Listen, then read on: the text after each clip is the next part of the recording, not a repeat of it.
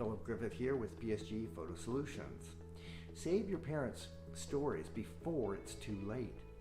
Saving our parents' stories is a way of honoring their lives and achievements, ensuring that their stories are not forgotten.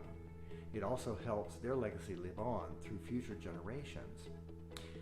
You can set aside time to sit with your loved ones and encourage them to share their stories. Use the technology in your hands to store their stories and other related memorabilia. You can also collect their own writings and illustrations. Ask if they kept a diary or letters from loved ones. You may need to ask contributions from friends or other family members.